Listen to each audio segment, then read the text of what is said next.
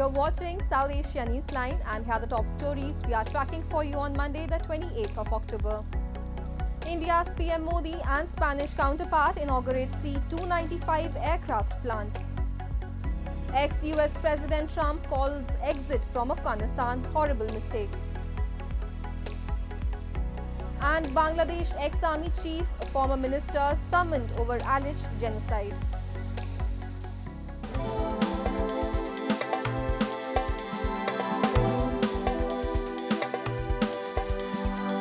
And now for all the details. Indian Prime Minister Narendra Modi, along with his Spanish counterpart Pedro Sanchez, on Monday jointly inaugurated the TATA Aircraft Complex for manufacturing C-295 aircraft at TATA Advanced Systems Limited campus in Vadodara.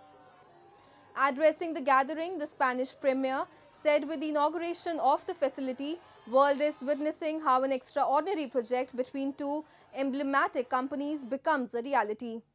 This partnership between Airbus and Tata will contribute to the progress of the Indian aerospace industry and will open new doors for the arrival of other European companies, he added. Echoing the sentiments, PM Modi said the facility will strengthen India-Spain relations as well as Make in India, Make for the World mission. He further said India is witnessing unprecedented growth and transformation in the aviation sector, and this ecosystem will pave the way for Made in India civil aircraft in the future.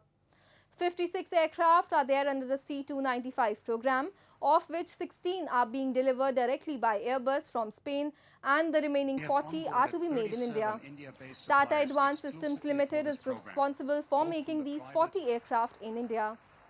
Today, we are not only officially inaugurating a cutting-edge industrial facility, today we're also witnessing how an extraordinary project between two emblematic companies becomes a reality.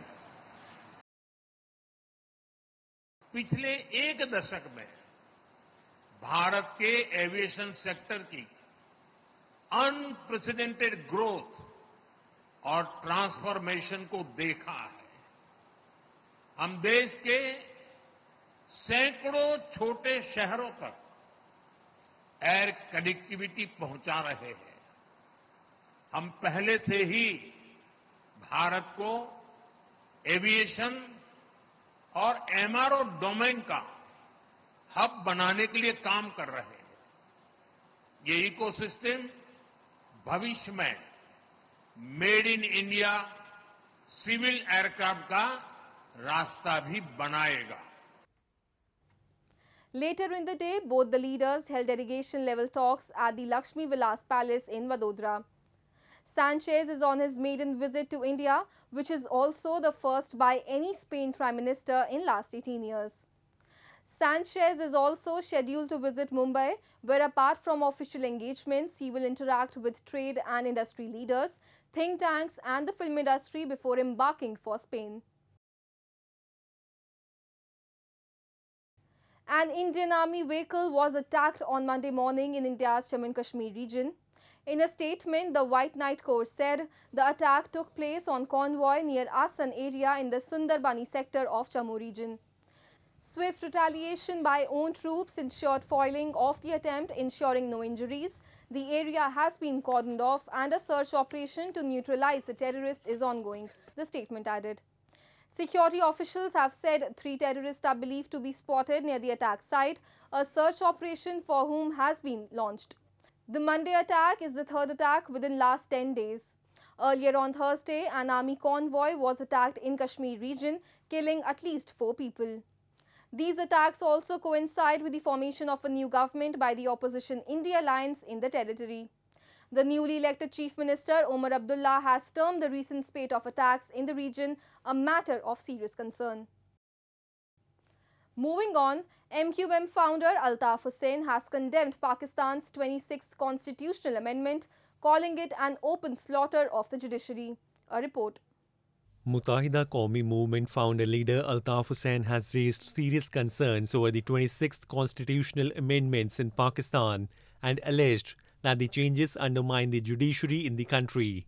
Hussain sharply criticized the rushed process, claiming it was done without proper deliberation and the overnight passing of the amendments amounted to an open slaughter of the justice system. He also alleged in a post on X and audio message that members of key political parties were coerced into voting for the amendments. इस मुल्क में इंसाफ का इस तरह कत्ल हो, इंसाफ और अदालतों के साथ जुल्म बर्बरियत जबर का नंगा खेल खेला जाए, जहां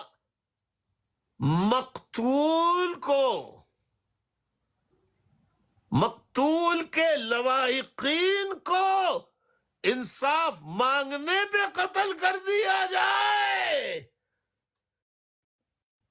अदालतों को बांझ बना दिया जाए और फौरन चीफ जस्टिस मुकर्रर किया, कौन सा, जो सबसे यंग और तीसरे नंबर पे था. Following the amendments, Justice Yahya Afridi took oath as the new Chief Justice of Pakistan this past Saturday. Previously, the most senior judge after the Chief Justice automatically became top judge. The new process has also been opposed by main opposition party, the Pakistan Tehreek-e-Insaf, of jailed former Prime Minister Imran Khan, which has also said it is an attempt to subvert judicial independence. Former US President Donald Trump and the Republican nominee for the 2024 election this Sunday criticized what he described as the mishandling of the US withdrawal from Afghanistan, stating that the Bagram Air Base should not have been abandoned. Speaking during the event, Trump called the US exit from Afghanistan a horrible and a major mistake. According to Trump, American troops should have been the last to leave Afghanistan, not among the first as part of the plan. Throughout his campaign, Trump has frequently raised the issue of Afghanistan withdrawal, using it as a point of attack against the campaign by Democrats led by Kamala Harris. Trump highlighted the strategic significance of Bagram Air Base, mentioning its proximity to locations in China where nuclear weapons are reportedly being produced. The Afghanistan exit continues to be a key talking point in US politics, reflecting the ongoing debates over military strategy, foreign policy and national security.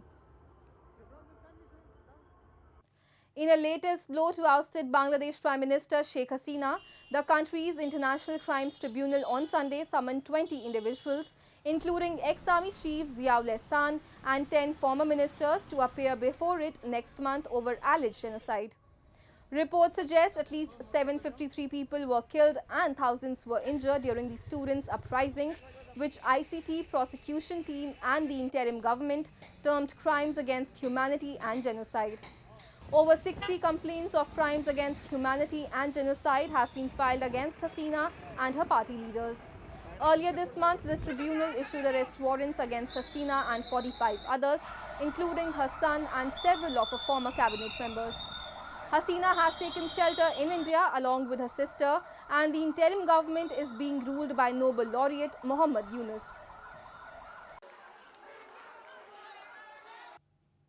And Nepal's Prime Minister KP Sharma Oli is planning to visit China in November and is likely to discuss the projects underway in Nepal by China apart from the projects under the Beijing's Belt and Road Initiative, sources have suggested.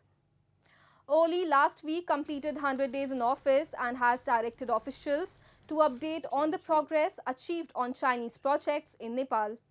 While traditionally Nepal's premiers visit India after resuming office, Oli has made the exception in the past as well. Ahead of the visit, the Nepal government has reportedly entrusted a Chinese company to print 300 million copies of Nepali rupees banknotes of denomination 100, featuring a controversial political map which incorporates India's Limpiudhara, Lipu Lake and Kalapani as Nepali territories.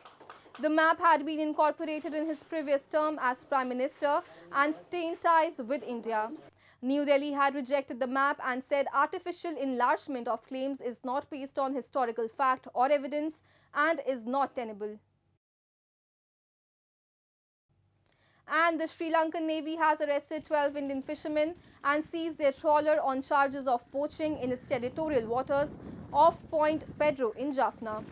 The fishermen who had set out to sea from Tamil Nadu were handed over to Meladi Fisheries Inspector for legal proceedings, a statement said. So far in 2024, Lankan Navy has arrested 462 fishermen from India. This includes 16 fishermen from Rameswaram arrested 4 days ago. The prolonged dispute over fishing rights has been a source of tension between India and Sri Lanka for many years as they share an expansive oceanic border without any perceptible demarcation. Fishermen from both sides frequently stray into each other's territory while netting their catch and end up spending years in jails.